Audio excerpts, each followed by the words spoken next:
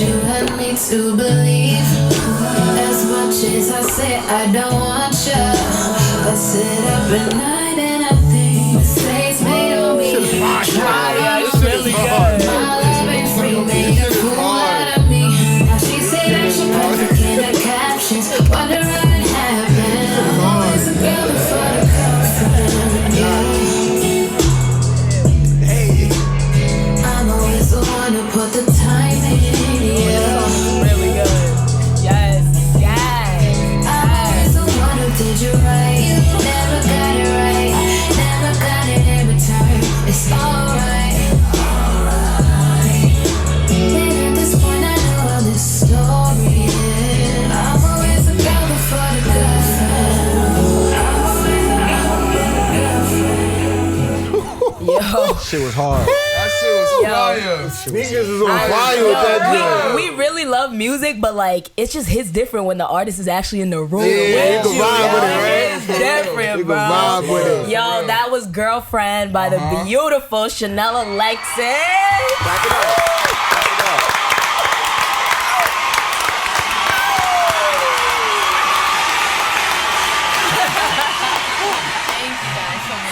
This is your host and your favorite multifaceted black girl, Alexandra Alexis. I'm here with Black Nasarima.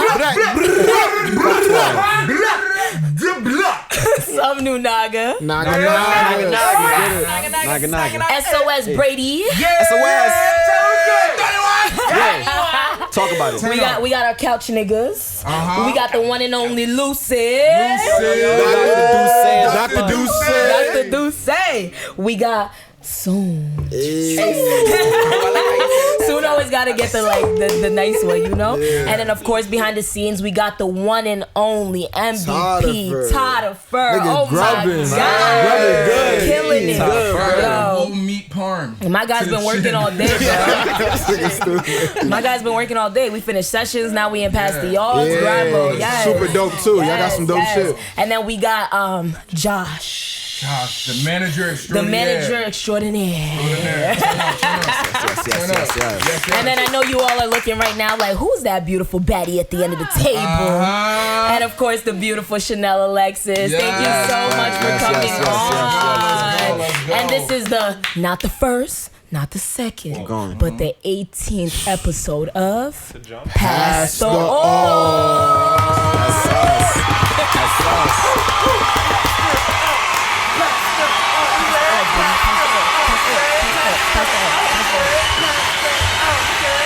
We got merch. Nigga, shut the fuck up and pass me the aux. Yo, guys, we haven't been here in a minute. It feels like we haven't been at the table for a minute, yo. I miss y'all. I miss y'all. So a lot has happened since we've been gone, guys. We had the pop-up shop with Soda, which was really dope. Shouts to Soda. We've been working. We've been doing so many different things. We've been going to events. We've been meeting dope creatives. We've been working. You know, we had a little situation. You know what? Let me just say this. Let me just say this because talk about this before the podcast, my colleagues here didn't want to bring this up, but I'm the host, so I'm gonna say whatever the fuck I want. So I'm gonna just say this to you, Disgrace. I'm not even gonna call you your name because you are a disgrace to the black community. To you and all your fans, yo, and y'all could come for me. Y'all could come for me because a lot of y'all that was coming for me started following me, so it's actually funny. But but to you and all your little followers and all the people that was coming for us, you see the skin color on me? It's black. You see the items on the table? It's black. You see everybody in this room except for Josh, but today he's black. Today he's black. He gets the card today. All I will say is, if anybody who knows every single person at this table knows what we are about, what we always will be about, and what we've always been about. Yeah. So to anybody out there who thinks that Pass The Aux is not for the black community, you must be drunk. Hey, look, and to be honest, you must be drunk. To be honest, this is the perfect lesson on how not to trust sloppy niggas. You see him in this thing? Thank you. I will never trust another nigga who doesn't get medium shirts. This guy is an XL, got a medium T. He got everything he ate all for dinner right here. This one was like, yo, to the podcast. He said to the podcast niggas that I don't even know their name. Got $200 a box. All right, look. All right, pause. Here's what I'm gonna say about it. Here's what I'm saying. Here's what I'm saying. The nigga goes to Kohl's. Is there a shot of medium? All right, hold on. Here's what I'm gonna say. We can move on after this. Here's what I'm gonna say. Please. I saw somebody comment hashtag unplug Pass The Aux, right? And I'm gonna say this, all right? I respect everyone's opinion. I get it. Unplug Pass The Aux, you corny ass motherfucker. Everyone is entitled to their opinion, but the only way to unplug Pass The Aux is to physically come here and unplug it yourself, all right? It is much love. It is much love all the time. Dear Grace, it's still much love. I haven't played your game yet since, but it's still all love, man. Bro, all the pieces look the same. Let's move on, bro.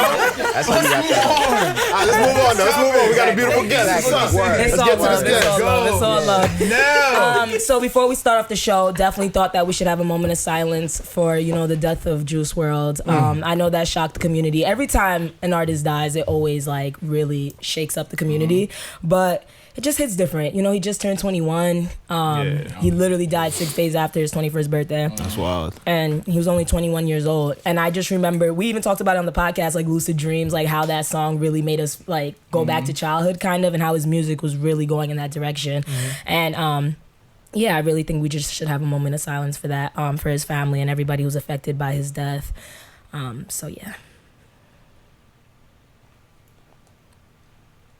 Alrighty, episode 18, baby. Let's get it. How y'all feeling? How's everybody doing? Good. Yes. So Chanel, you was at SOBs last night. Yes, How was it? Yes. Talk about it. How was it? What up? I was definitely feeling the vibe. I was definitely getting love from everybody. Awesome. I was a little nervous walking into it, but it was such a vibe. I never been to a strictly R&B event. Wow, that's awesome. So it just really got me in my bag. I put on a show, man. Yes. I love that. Yes. So as an artist, now that you've been you only started about a year ago, but now that you're going to different shows and performing for people, do you feel like the energy really does dictate how you do? Yeah. I mean, it's not gonna make me do any less or give any less to the people in the crowd, but those moments where you see someone bopping with you. So definitely the energy. You feed off the energy. Awesome. Always. So would you say you're an R&B singer? Yes. Yes. What got you tapped in? What are some of your influences? Ooh, don't even get me started. I gotta love Miss Aaliyah. Oh, you don't hear that a lot. I love that. You really don't hear that a lot. I feel like she's mainly praised for her style, but just her sense of versatility and versatility. Oh no, you're fine. R&B, that's what I love the most. Wow. I love Brandy. Brandy's voice. Again, underrated. Very underrated. Yeah. Very underrated. Very underrated. Extremely. Brandy's literally one of the best people vocally in the industry, and she's so slept on. Super talented. Wow. All her albums, I listen to them almost daily. Awesome. Yeah. I definitely want to say Toni Braxton. Yeah.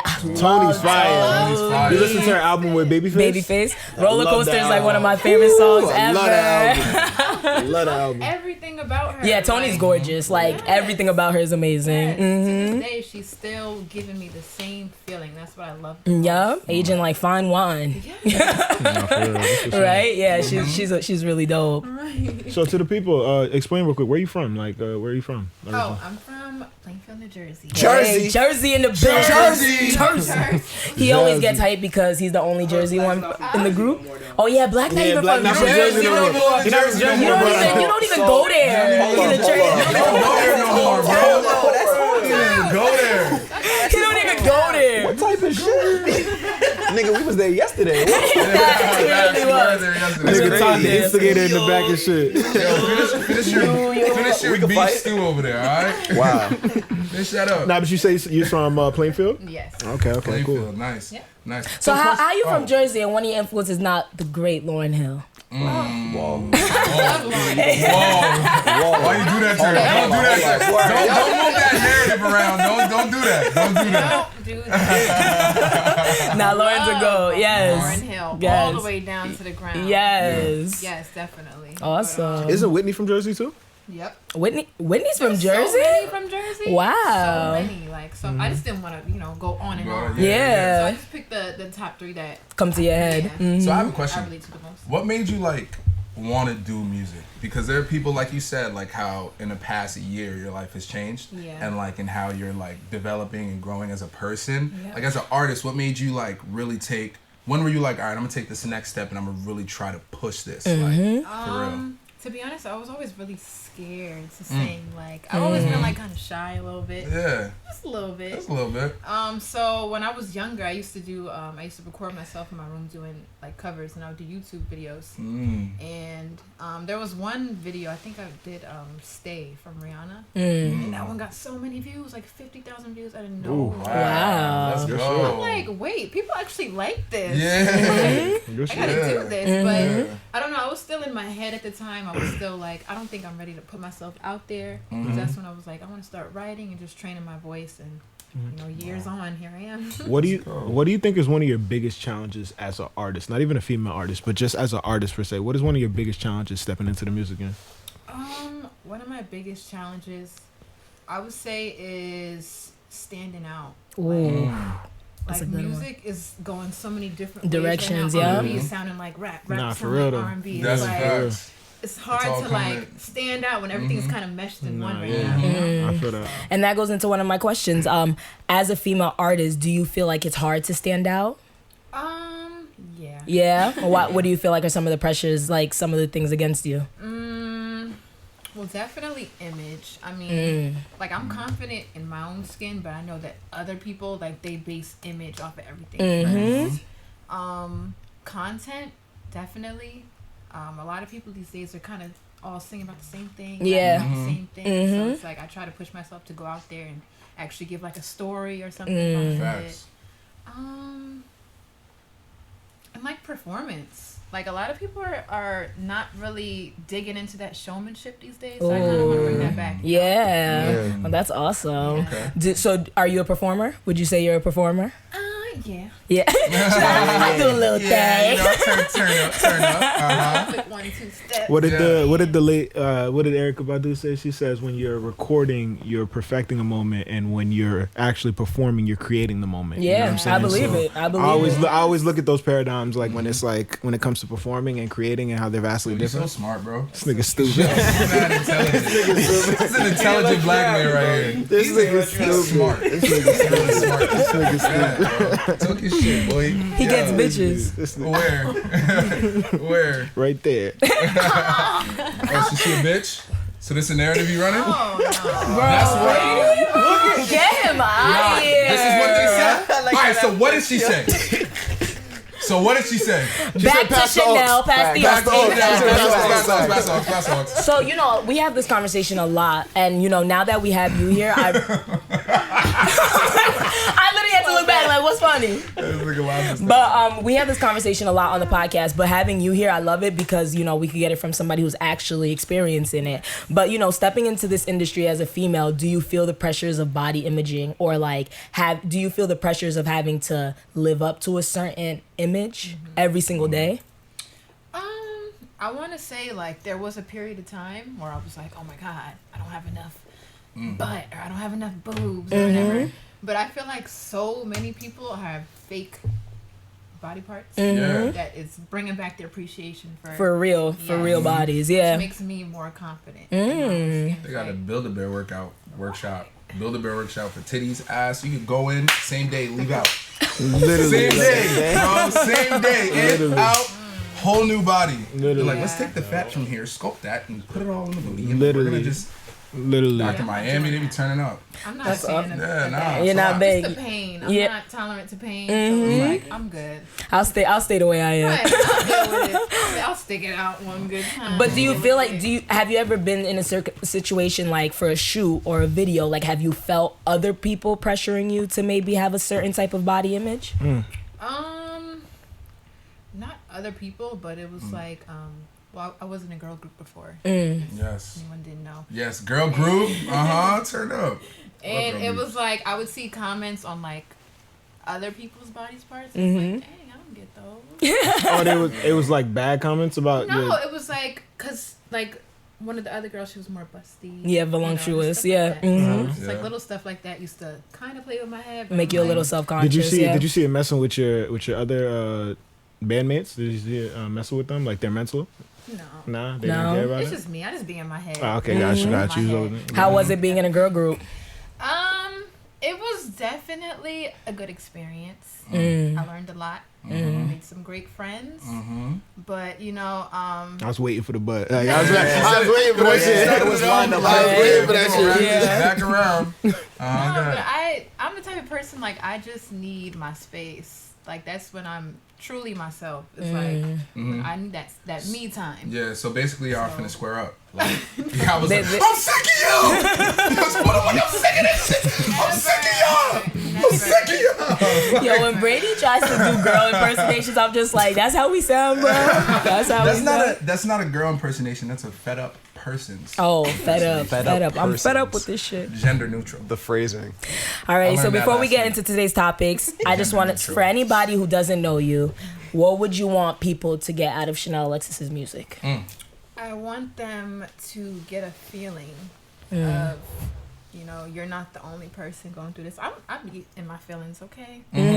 Talk about it. You're an artist, you're emotional. Of course. You're an artist, you're emotional. I'm sensitive about my shit. So I just want people to relate and just really catch a vibe and take it in a positive way, move in a positive direction from that song. Like, you ever just hear that one song and you're like, oh my God. It's like, this is yeah, how I feel. exactly. And it makes you feel a little bit better because it's like, I'm not damn. alone. Yes. So I just want people to have that feeling. I love that because as artists, we should always be aiming to inspire, you know, and to always just a teachable moment for every project we have, for everything we do. So I love that you said that. Right, so one time for Chanel. Yo, one time, bro.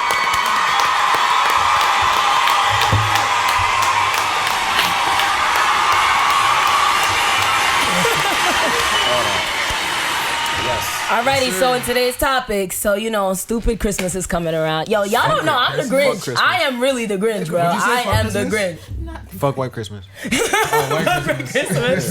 Why is it gotta be White Christmas? Right. Yo, so Snow. it was like so. I don't like snow. Yeah, I I'm don't not. I like the day of Christmas, but I don't like everything around it. Like, I don't like Christmas music. I don't like how You're busy a the mean malls one. are. Yeah, I'm a Grinch. Mr. I don't Grinch. like. I don't like Christmas You're decorations. What Yeah. about Mariah Carey? Yeah, that's she one. makes her come back every season on Christmas. No, but honestly, the smartest thing for an R&B hip hop artist to do is to put out a Christmas album. Yeah. The smartest thing is to put out a Christmas album as a hip hop or an R&B, because that's music, that's money you will always be making. Like, around Christmas, people will always be playing that music, you know? But the holidays is festive. You know, you get your hat, you know, your stockings, you decorate the tree, get the gifts. No? No. With it. Yes, sir. No. Hey, yo, Big Jerk. Yes, sir. That's how you talk to Big Daddy, right? Yo. That's how it goes. A verb the She be morphing it. OD every time. So, Brady, you said you saw in the news that a first grade teacher. So Yeah, let's talk there about was this that. first grade teacher who was basically, he was a substitute. He was fired because he told his first grade class that Santa Claus is not real. Now, Santa Claus and Easter Bunny, that they're not real. Now, Wait, they're not real? Can I ask a question? What does the Easter Bunny do? the Easter Bunny, he drop eggs. I don't know. So, like, So he does what chickens do. so basically he got fired, and I'm saying, Yeah, thank you. I don't think he needs to be fired, right? I don't think he deserved to Maybe be fired, but I reprimanded, think yeah. he definitely should have been reprimanded, because at the end of the day, it's kind of like when we talk, knowing your audience. You know what I mean? Before you do something in general in life, know your audience and adjust to your audience. And know you're what I'm not their saying? parent at the end of the But day. at the end of the day, to fire a teacher for teaching them the truth makes zero sense to me. See, I don't think anyone's looking at it as like them teaching them the truth. I think they're It's like looking at it shitting on as their dreams. like, nah, it's just like you're putting your beliefs on my children. Like, what if they It's didn't not want belief. to, you know what I'm saying? Yeah. Nah, it's They're kind wa- of it It's is. like, Yeah, it's it almost is. like religion. It's almost like religion. Like, That's if a they fact. believe in this figure that's giving them gifts or whatever, There's it's no bunny yeah. that's coming to my crib dropping shit off. for some of those kids it might be. What Bro, if you live in the hood on the 10th floor. Where the bunny coming through the elevator? Like, PSA. I think that shit is so stupid. Well, like, when you talk about the bunny, I don't know about that because I ain't never seen no bunny. Bro, Santa Claus is pulling up to the. eggs. Santa Claus ain't never been in the projects, bro. Nigga, yo. That's why I'm not with this. My biggest problem as a kid was telling my mom we don't even got a fire escape. We My don't nigga, got a chimney. where's Santa he coming from, bro? Like he was like, oh, he ring the front door and he's magic. He goes through the walls. Like that's when you start stretching it out. And when you doing all that extra stuff, Yo, let me make a PSA to all my African American parents out there. Y'all work way too damn hard. Yes. Y'all be stressing, coming home, bitching and yelling and talking shit. Everything I work too damn hard. Why are you telling your child white man is bringing them presents when you know damn well you worked double shift to get that Xbox? Quick question: are y'all gonna be the type of parents that are gonna tell your kids that Santa Claus is real? Bro, I'm telling my kids everything. Yo, you gonna tell them? I'm telling my kids the truth. Look, I'm gonna be like, yo, you just gotta lump it in one. You got Santa, the Easter Bunny, and the Tooth Fairy. And I want him to look at these You're niggas. a phony! Hey, this guy's a great big phony! Santa coming up! You're a big fat phony! Santa! Hey, you know who lives in this house? A big phony! That's right, a phony lives here! A big fat phony! Yo, I'm telling my kids the truth. I'm be like, listen, your tooth fall out, come to mommy, you getting bread. I need that check. Come to mommy, you getting money. Nah, I mean, look, I understand that aspect too, because it's like as a kid, that's also part of the magic behind holidays. You know what I mean? Like when you have that thing to believe in, you got to like, oh, I gotta be good all year. Like, you know, Santa's watching me. Like, I need my presents like on time.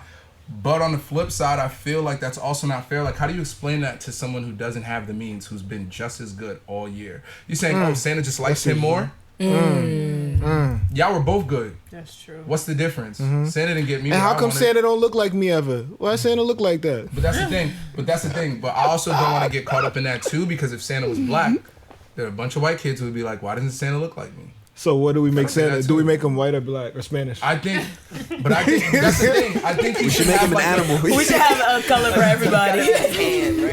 We should make one Native American. We should honestly, everybody America has fucked over should get their face on that fucking Santa. So Native Americans, black people. Yeah, Chanel, you gonna tell your kids that Santa and the Tooth Fairy and the Easter Bunny are all real?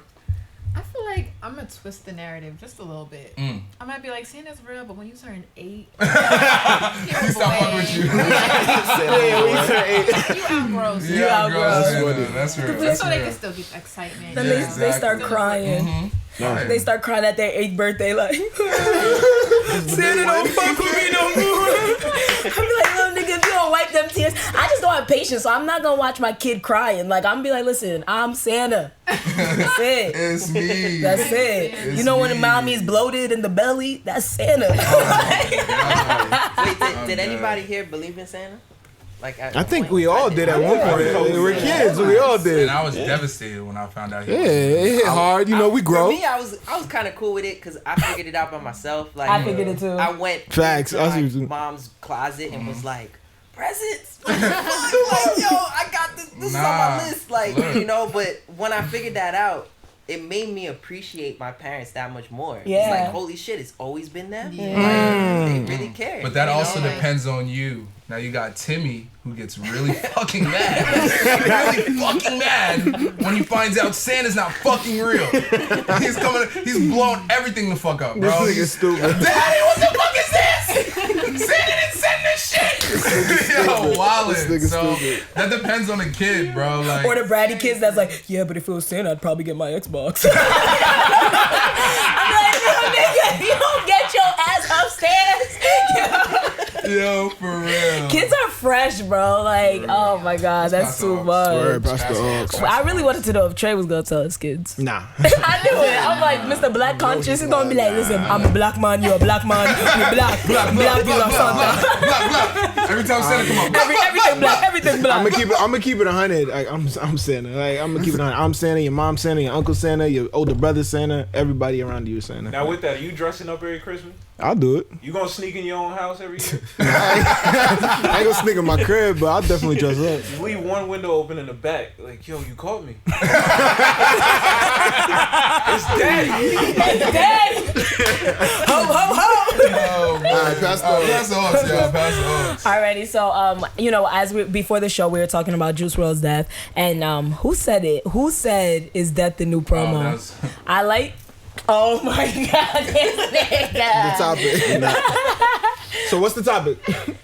Is that the new promo? And I liked what Chanel was saying on that, so Yeah. I'm gonna pass the aux to you, Chanel. How you feeling about that? Do you feel like death is the new promo? Because I remember you were saying that Said Juice something- WRLD after his death, his streamings went what was going on with that? I just feel like people really need to appreciate good artists while they're here. Like it Big really facts. bothered me what they did to Nipsey Hussle. Like You don't think those artists were appreciated though? they were, but They not were, to but the not- extent that they should have been. Okay. Like they were definitely overlooked. In So let me ask you a question. For in the Nipsey Hussle case, right? What more could they have done to appreciate him? He was Grammy nominated. He was pretty much beloved by everybody. What more? I don't think is she's appreciation? necessarily saying there No, needs I was to just be I'm more. literally asking. Like, I think it's more so The level change. the level change Right. once he died. so once what he they died. basically immortalized him now when he passed. Exactly. Yeah. Well, we should do that while they're alive. Alive, yeah. I don't think we should immortalize anyone when they're alive. I don't think that's a good. I think you're getting caught up in overdoing it for somebody. Who, In Trey? other words, I feel like Trey? they need to give them Overdoing their it. flowers while they're here. You know. Okay, Yeah, got you, I'm got thinking you. more Appreciate. Okay, from got a you. standpoint, if you hear Juice WRLD has a song and you like it, you bob your head to it. Why not download it? Yeah. I got you. I Like, got you. I'll hear it when I hear it, and then when he's dead, you're like, oh, I gotta download it now. Oh, R.I.P. Got you. I got you. Messed Fake up. love. Fake love. Yeah. Okay, got you. Fake, I wouldn't call it fake love. I would say more like manufactured love.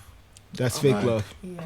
Not really. No, I would say it's societal really. That's pressure. big It's like love. it's very trendy. Like what I'm starting That's to see, true. it's very trendy. That's what I'm talking to about. like, Trendy. you That's know, a it's good way very to put it. trendy. Like when a Nip dies, you put that on your story. People Yes. feel like Yes. I'm a part of the culture 100%. by doing But this. isn't You know what I isn't mean? that how we are as people? Like we tend to get things, and as a collective, we run with things as a collective. But that's the problem with social media in itself. Like people, you have to stand for something or fall for anything. Like I just feel like if you are a diehard Nip fan, I would have known that before Nip died. You know what I mean? Like through your social media, I got I you. would have known I that got before you. Nip died. I got So you. now when Nip dies or Juice WRLD dies, I don't want to hear, "Oh, I used to bump his song. Like this song changed my life," because I never seen that on your social medias before. But I mean, When you break it down logically, it kind of makes sense though for them to get, because that's the trending. the news. sentimental, That's yeah, the- they're getting that's the sentimental, topic. getting in their bag. They're getting I into. They're can't like, front, that's oh, happened and to me. especially if you've never heard of Juice WRLD now. Like, let's say there are people who never heard of Juice WRLD. Yeah. But you heard he died. You said so that now happened you're to gonna you? go back into the archives. You're gonna look up his music. You're gonna try to maybe better understand who he was. And I feel like again that kind of goes into Nipsey. Not so much people were just trying to jack it because he was dead, as in there were a lot of people like. Nipsey played a different role in people's lives, especially in mainstream lives. So there are people who, even when he passed, didn't hear about Nipsey until he passed. So they did that research to kind of better And then they're like, understand "Wow, this guy was who he amazing." was. Wow, he's amazing. Wow, this is what he was talking about. Wow, R.I.P. Art. You know, so it's a mix. I think we should just be spreading more love in general, because There it even is. when we look at the deaths, like behind it, there's so much pain and suffering, and like just Juice WRLD, for example, like he was talking about death and drugs and so much in his music, you know what I mean? And it's like maybe if he felt more of that love we gave him, I or see what those you're saying. flowers we gave him Yeah. after his death, that could have I don't want to say prevented or something, but that could have helped, you know? And it's like that his death really made me look at this new generation of upcoming artists, and it really made me look and just think like, damn, like I just don't like the representation these days of just how we're being represented. And then after we die, the extent, like just why we're dying, you know? Like it's just, I know it's the drugs and all that, but it's even more so than that. Because when I look at like the class he came up with the XXL, it's like Kodak's in jail. Like we have 21, he's a great one out of that. But then we have like the Trippie Reds. Like we just have, What's wrong with Trippie Red? I love you. it's the I fuck with image. you, man. It's the image. But- It's the I image fuck with more you, so. man. It's the image more so than the It's music. kind of like he's a demon. Yeah, like it's the I hear image. you. It's the image. The one thing that when you was talking, an idea kind of came to my mind. Like I was thinking about, it's crazy how when these artists make songs, like they're telling us their going exact on. mental Yeah, state, yeah. Yeah. and we don't seem to be caring enough to do something, like you said, preventative measures, because they're like, I listened to Juice WRLD's album before he passed away. Like, I downloaded it 3 days before he passed away, and I was listening to the first 3 songs, and I literally was like, yo, this kid, he's like, wow, like it was just crazy what I was hearing, like just the pain and just it was just a lot of things there that, you know, it sounded like he actually needed to talk to somebody. Like, why aren't we paying attention to that shit? But I think the flip side with that is, and then Phil, my fault, because I saw you were gonna say something. But I also think it's like that pain and that suffering is kind of what molds his artistry. So as opposed to someone saying and listening into it as like, wow, he needs help, let me actively go do something to help him. It's more, wow, this is how he's feeling. And this is kind of how I'm feeling. Right. So let's feel this together. How long can you stay in that feeling, though? Therapeutic. How long do you stay in that feeling? Before it's detrimental to your health. That's the thing. And it comes to like people like you on your own. You heard Juice WRLD's album. What is something you could have done? I see what you're saying. To do that. Gotcha. You know what I mean? To step in. Yeah. Phil, what's up? You guys want to say something? You covered it. Outside of that, though, I feel like it's really mainstream to talk about drugs and doing drugs and shit like that. So the ones that are really in that sort of sticky situation where their music is sort of a cry for help, but it's so well put together, you just enjoy it as music. And then once something like that happens, he dies and you're like, oh shit. Yeah, right. I've been talking about it for 3 years. Very well put. Yeah. And very, very well put. No one looks at it as more than, oh, he's rich, he's fine, he's putting out this type of music. Yeah, and people get entertained by your pain. Yeah, like, no, that's real pain shit. is like money. I even see people in comments like telling girls like, "Yo, break up with him so he can make a hit." Yeah, you know, like, G should though. Crazy break up shit, with somebody. Let's get another song. Yeah. G should. What? That's like crazy. That's when your life becomes like a game. You know But even to like go off of what you said though, I have to say that there are people like, that's why I respect like the people like Cole, the Jays, and all that, because I watch a lot of interviews and these kids talk about it a lot. Like, they get reached out by these artists. Like, Cole will call a Kodak and have a conversation. Like, he'll listen to a Juice WRLD album and be like, whoa, let me check up on my guy. Like, because even Juice WRLD, like Young Thug, he used to have really deep conversations with him. And like, there's OGs in the game that are definitely looking out for these younger artists, especially if they fuck with your music. And when they hear, or they're like, when it's like something like Juice WRLD drops an album and he's talking about death and drugs the whole time, like, I really do see some of the OGs probably picking up their phones like, yo, let's FaceTime, or let's call, because I remember even Cole was doing that with X before he died. Like, and it's just like, I think that's the important thing. Like, the OGs really need to, because this is going to be a bold statement, but I'm not going to say they're the blame of it, but they are the ones who really made heavily influenced them. Heavily influenced this new generation with the drug use. Though, they don't be wanting to take, I'm not saying take accountability. I know what you're gonna say. I don't not saying take accountability, because, you know what I'm saying, at the end of the day, they're just making music. That's it. You know, it's up to the parents to raise the kid. But if I'm doing something, if I'm a chef at a restaurant, and if I'm cooking meals and niggas is getting sick, I can't just be like, well, you know what I'm saying? They should have put up to my shit. Like, they should ate at home. Like, I can't. Like, no, seriously though. Like, yo, just be conscious of that energy, because like Kendrick said, that shit is all energy. You are pushing spirits out whenever you get behind that mic. So be conscious, because them little niggas, they taking that shit subconsciously and they conjuring up some weird spirits, man. And but the flip side of that is that it's really fun doing drugs. Nigga is what? The flip side of that, what flip the side, fuck, no, Brady? for real. And I'm talking, look, let's keep it a stack. It could be perceived as fun. No, I think people genuinely have fun doing drugs, and I feel like the drug, like, there's a difference between use and abuse. There are people who use drugs. When you think of that whole hippie movement in the 70s, in the 80s, Woodstock, they were doing drugs. Woodstock, they were all doing drugs, but there were no casualties. Because there's a difference between use and abuse. Niggas wasn't popping perk 30s. But that's the thing, is that they were popping. Niggas wasn't sipping lean and pop perks. You know what I'm saying? No, but like, as of talking to people who have been to Woodstock, they were doing hard drugs. They were doing doing crazy stuff. They were doing their version of cocaine. They were doing all that shit. Those are different types. But it goes into, but that's again, that goes into the use behind it. Instead of abuse. Appreciating it and using it seldomly and using it for whatever purposes, and just that, to where dependency, to abuse, to things like that. And I feel like that's the difference, because now it's like you're a rapper or you're an artist, you have a problem. So now you drown yourself in drugs, and then you talk about how you drown yourself in drugs, and people are supporting how you drown yourself in drugs. And you're just gonna keep doing it because the money, your access, your success. Already coming, oh my and it's God. already coming, and the people around you are all doing it. Like, you know what I mean? And of course, that's no excuse, but it plays a part into use and abuse. Like, and the thing is, at the end of the day, of course, it is fun to just go out and have fun with your maybe niggas, pop of a course, perk or of whatever course, it is, and just have fun for the night or for that time. But I think the difference is it's got to be just that time. It's not every day. It's not like I'm in the airport and I'm sipping lean. Or I'm on my way to McDonald's and I got 8 blunts rolled. Yeah, like, or I'm on my OD. way to, like, you know what I mean? Like, there's no purpose behind it. You know what I'm saying? And I feel like that becomes the But let difference. me say something. You try to tell a 21-year-old nigga just straight out of Baton Rouge. You try to tell a 21-year-old nigga that there's no purpose to that, and he'll look at you like, "What the fuck are you talking about, bro?" I mean, like, to a degree, a lot of it. Remember Boot Gang when he did that interview and he was fucked up?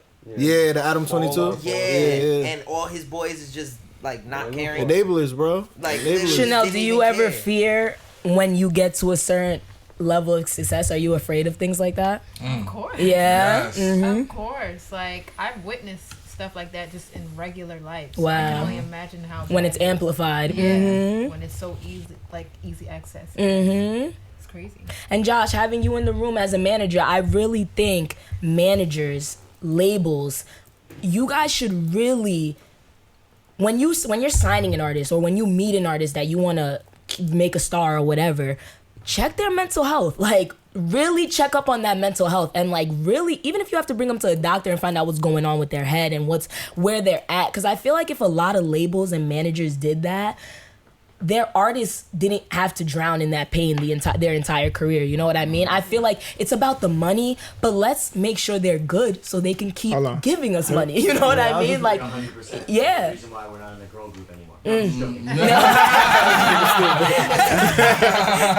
No, but in all seriousness, I was talking about this with Chanel the other day because, you know, Chanel and I worked together when she was in the girl group, and then we decided to, you know, continue working with her both.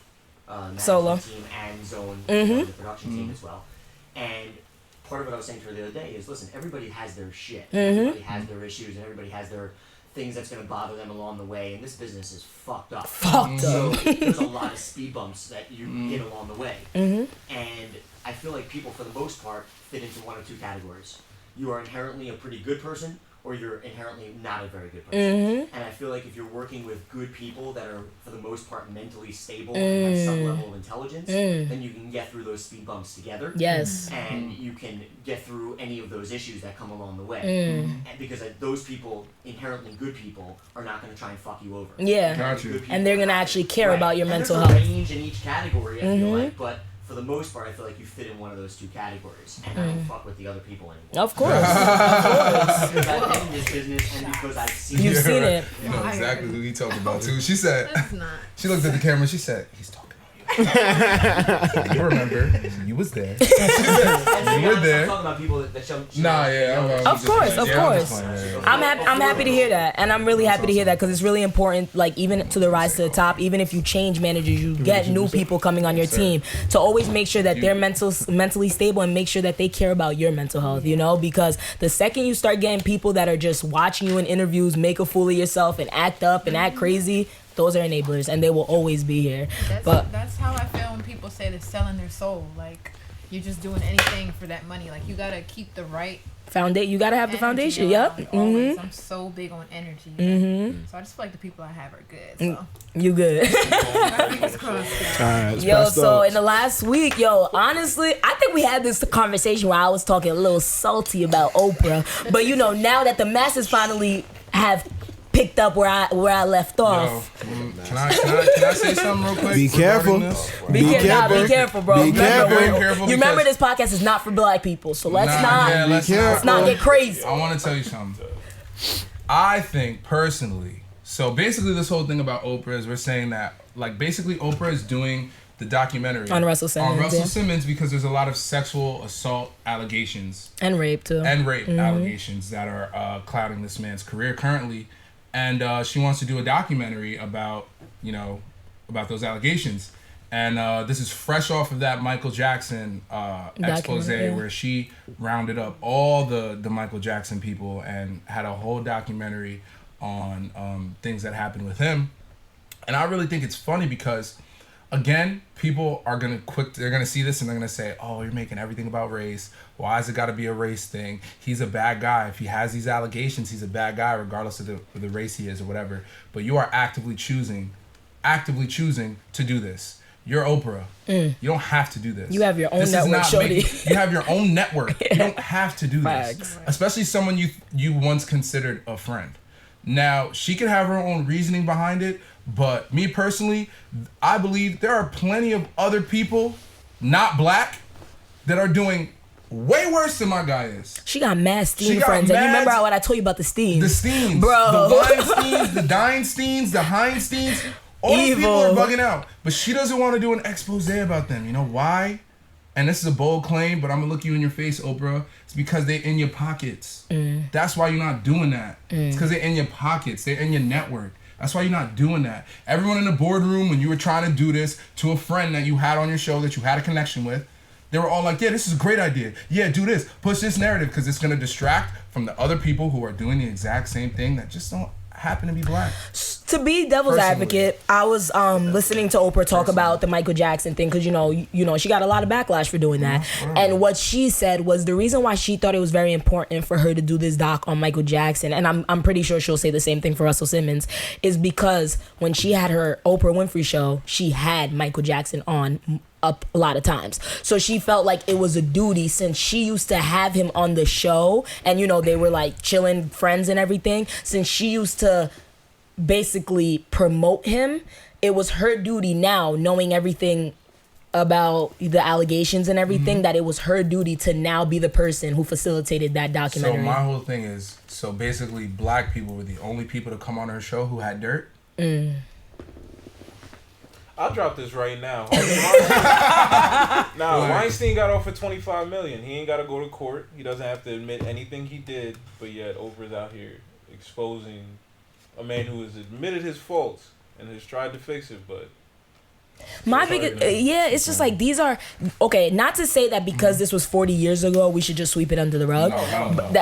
But not only is it past the statute of limitations, but it's also like these are all alleged. Like he has not been convicted. He has not been nothing is saying this man did these things. And I read the Rolling Stone article where they break down like every woman he allegedly assaulted or raped, and it looks really bad, but still it's all alleged, and every sentence they start with allegedly. So to me it's just like, why are you jumping on this? Like, why are you jumping on this? And it makes me question a lot of the motives, because like Oprah, she's somebody I like aspire to be, like she does a lot of the things that I'm trying to do, and like just watching her interview styles and all that stuff, it's beautiful. It's beautiful. Like she literally has paved the way for so many black interviewers and stuff. She like a verb. Yeah, like Oprah is Oprah. Oprah is a noun, verb, adjective. Literally, Oprah Winfrey is a household name. She's all out. Like Oprah Winfrey is a household name, and it's just sad to see.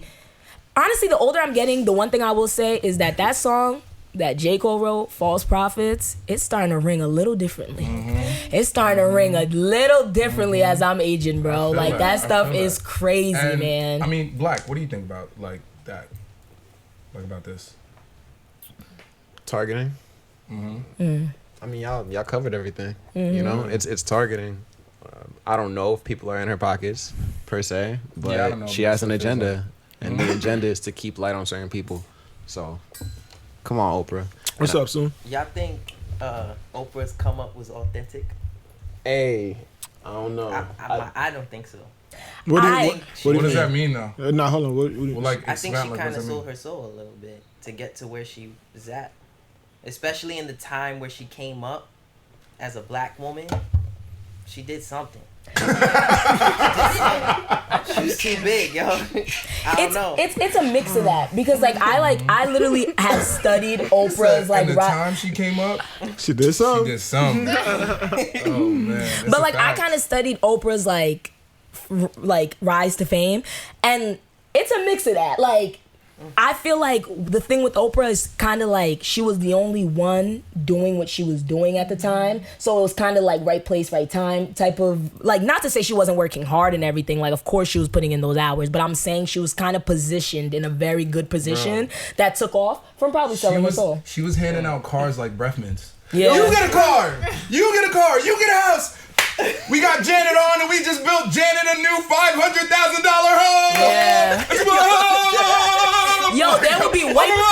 Yo, that was the first time on television you saw white people going like this to a black woman. Like this, like, and you had never seen that type of thing before, you know. And like Oprah, we can't take it away. If you watch Oprah in an interview, she bodies that. Yeah, like she bodies interviews. Like you're in a room with Oprah and you feel the energy. You know what I mean? Like, so you can't take away from her talent. But I will say, her, Steve Harvey, all these little ones. I mean, Chanel. It's like, you know, I gotta dust off the bad energy, man. Dust it off. How does that like sit like with you? Do you think it's like? Do you think she's targeting, or do you think it just so happens? Like, how do you feel about that like situation? And how do you feel? The Michael Jackson thing? Nah, just in general with Michael Jackson, Russell Simmons, and just how it's looking like she's picking her people to expose and do certain things about.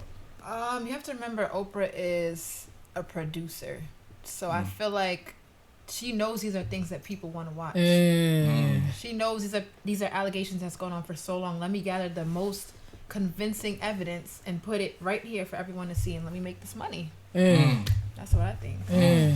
That's smart.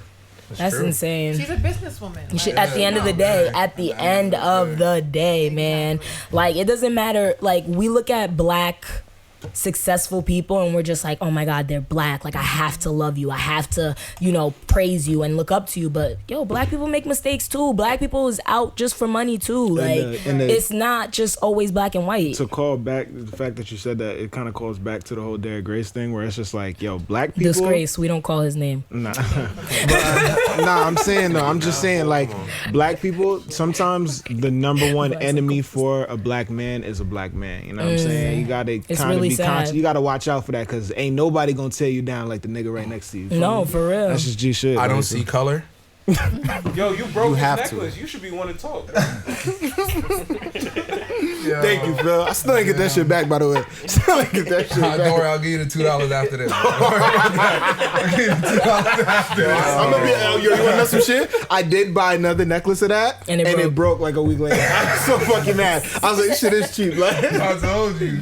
Yo, Born to Rap, the game. Yo, the game's not. He's not rapping no more. That was it. I think that album was the. Nobody heard it aside from Phil, so none of them could give a valid opinion. That shit was fire. That shit was oh yeah, I showed Black some shit. I'm not even gonna say nothing about valid opinions, because you be hating on niggas. I'm not even gonna take it there. What you mean? About having valid opinions, because you be hating on a certain artist I got. What you a couple mean, artists I got without having without listening to their music. You know, that's all I'm saying. Yo, Black, you're always listening to someone I never heard of.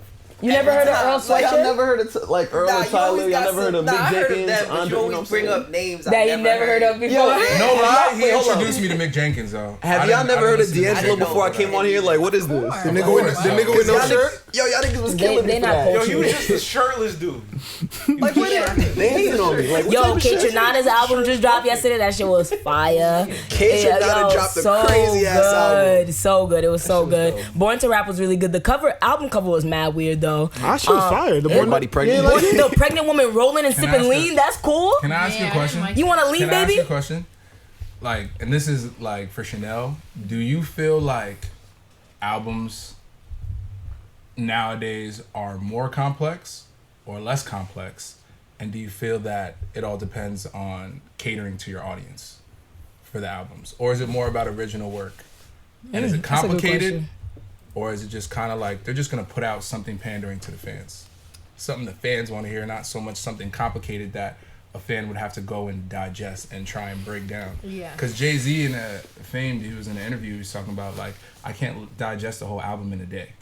You can't digest the whole album in a day, but I feel like sometimes, depending on the artist, I really can. Like I can listen to the whole album in a day, and I know exactly what on what you're going through coming too. from. I know exactly what this is like, and things like that. Like, so basically, my question is: do you feel like albums are becoming more complex and less complex, and how beneficial is that to music? Well, I definitely think it depends on the artist. Yeah, for real though. And what their motive is. You know, we have people that come in the industry strictly for money. We have people that come in the industry to, you know, put themselves out there and be famous. We have people that put music out agenda. to 100%. Put good music out. So it definitely depends on that. I feel like albums are becoming a little bit less complex because I do think the bar of music has went down a little bit in pretty much all genres, if you ask me. That's my opinion. I hear you. Talk your talk, queen.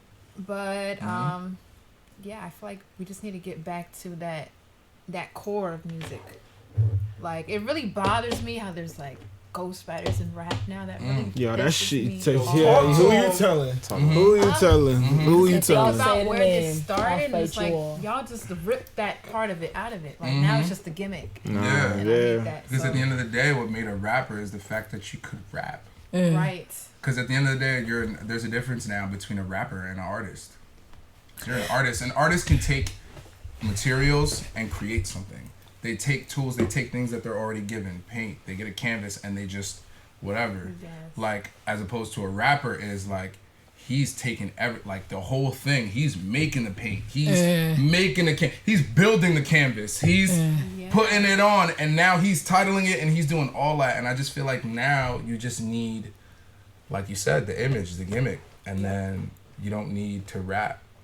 Is it gonna get better? Sorry, you know what I'm saying? No, you can finish. Is it gonna get better or worse? I think from here better. I think it's getting better. Yeah. I think it's slowly getting better. I think people are realizing it and people are coming out. Like, we just watched the whole visual album for Boogie. So good. So good. Yeah, and I saw Earl's yesterday with Black, and so good. Yeah. So good. Like, I love visual albums. I really like seeing. I really love visual albums. I'm really big on visuals. I'm really big on your creativity outside of just writing a song. You know, so I really like that. But while you're speaking, I thought of something and I wanted to ask you really quickly. So, you know, now you're a female artist, and with being a female artist comes image, comes sex. You know, sex sells. You know, all that stuff, the heartbreak music, all that good stuff. Do you feel like there's a level of respect you want to keep for yourself for the younger girls that are looking up to you, that are watching you, that are watching your moves, following you on IG? Like, do you feel like you have to stick to a certain level, an image that is reflecting positivity to the young girls coming up in the game? I'm definitely all for keeping the positive vibes going. So yes, I do want to, you know, let young girls know that you're beautiful inside and out always. But you have to be realistic. Like, nobody's perfect. You know? Like, I'm cute and classy, but I have my nights where I want to be ratchet, multifaceted, baby. Multifaceted, yes. Ratchetivity. Just one or two songs. I just want to be there like this.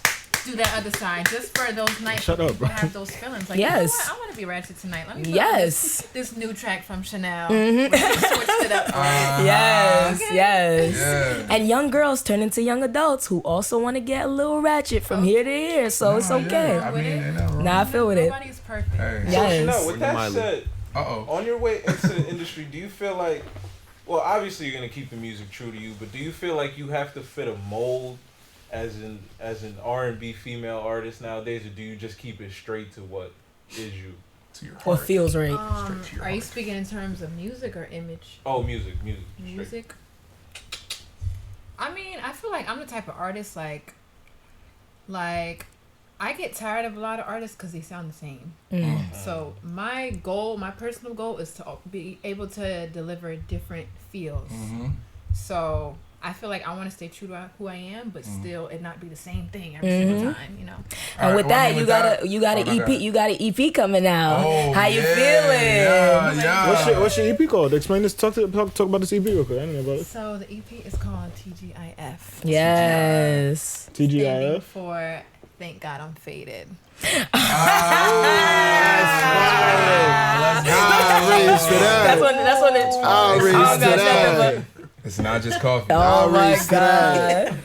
Nah, but you know, everybody has those nights where they, you know, get drunk and they think about that one person that just triggers it all. Or that 3 person.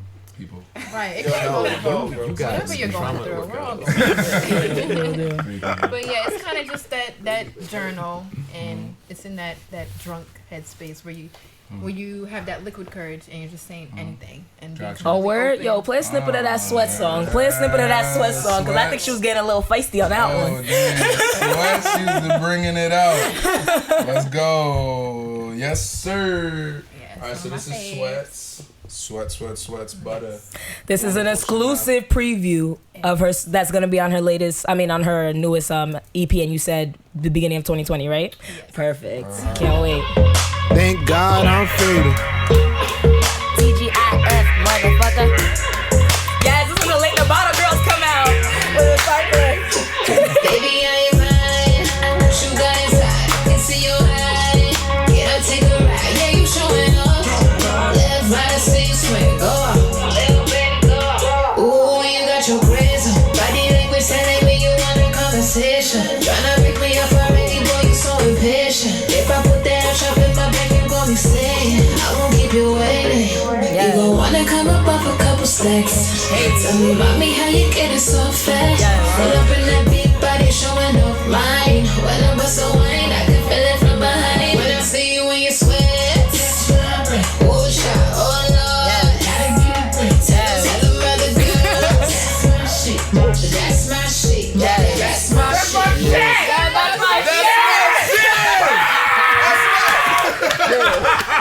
What else? Yo, Bill, get that Duce away from me. Yeah. Yo, a little snippet of Swag on your latest EP. Come So, yo, on. before we wrap it up, Chanel, tell us about upcoming projects, what's going on, where can people find you? Give the people what they want. Tell them all. Give it all to them. I'm working, y'all. Talk about I'm working like plantation vibes. Ah. So just Let's know go. I just did a show at SOBs. Can't say So that with me sitting over here. In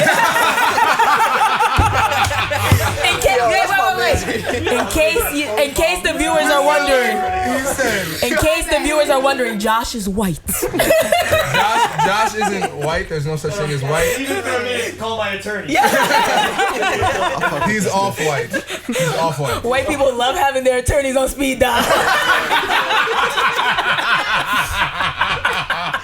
White people be like, I'm calling my lawyer. The police and the lawyers always on speed dial. They press 9, that goes 911. They press 1. They press 1 with the line mark in Kelmore attorney office. So you say you working, right? Working plantation vibes. Let's go. We ended I gotta hashtag that plantation. That was actually hilarious, but yeah, keep going. no, but much love to anybody that was at the show at SOBs. Yes. Turn up.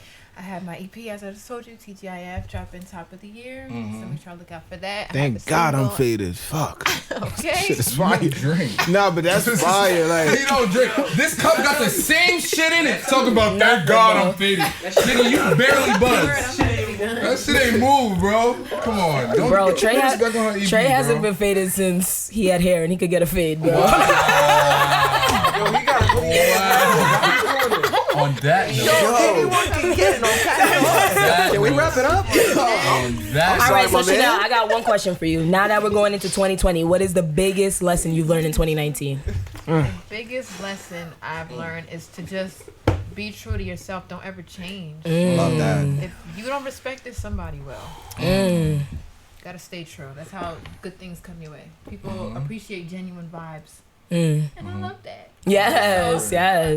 I love that you said you're about energy, because just having you, like meeting you these past couple hours and just chilling and hanging, you have really good energy and you are really dope. And PassTheAux is definitely, we are supporting you. We are rooting for you. We appreciate you.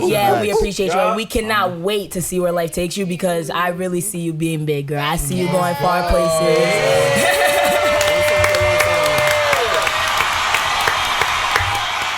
Guys, after today, we're best friends. We are. Look at I want to say something. Yeah, I just wanted to let you guys know you can check out my inspiration single. My single Inspiration, sorry. On YouTube. On YouTube. Just type in Chanel, Chanel Inspiration. It should pop up. Don't worry, they're going to see it because we're going to end with that song. It's going to be right on the thing. They're going to see it. Don't worry. Anyway, to my fans in LA, I'll be out there end of January. I'm doing a show for Grammy Week, so you can catch me out there. Talk that talk. Yo, Chanel Alexus, what's your favorite podcast? Let me hear it loud and proud. Pass the Aux. Yo, that's Chanel Alexus. Thank you so much for kicking it with us. Yes. Your Instagram? Your Instagram? Instagram at Chanel.Alexus. That's CHANEL.ALEXUS. My mom is complicated, so that's a U. Yo, shout out to Zone. I know he couldn't be here tonight, but yo, he's really dope. Like everything with you guys, like having her on the podcast and everything, super professional. You guys were so communication was amazing and everything was great, and I'm just so happy we got to meet you and you came on today. I want to say something real quick. Usually artists hit us up and they be like, "Yo, how do I get on the podcast?" Da da da. And it's really that's a really tricky question because it's so hard for us to answer that. But exactly how you did it is exactly how other artists should do it. You were very professional. You hit us up with mad respect. You stayed in constant communication. Zone was so cool. I wish I would have met him. But shout out to Zone. Shout out to Josh. Shout out to Josh. It seems shout out to Josh. I will say this. It really seems like you're in great company. I really do feel like the people around you really do care about you, and they seem like really dope people. So good luck to you in all your endeavors. We will definitely, once your EP comes out, we will definitely be promoting on the show, so don't even worry. Yes, and that's episode 18 of Pass The Aux, guys. Yes. What we going out to? My single Inspiration, y'all. Make sure you check that on YouTube. It's available on all streaming platforms. And enjoy. Yes, Chanel Alexus, baby. Inspiration. There you go. 973 Bling Zone. We want lovers, we've been through it, but we made it through the storm.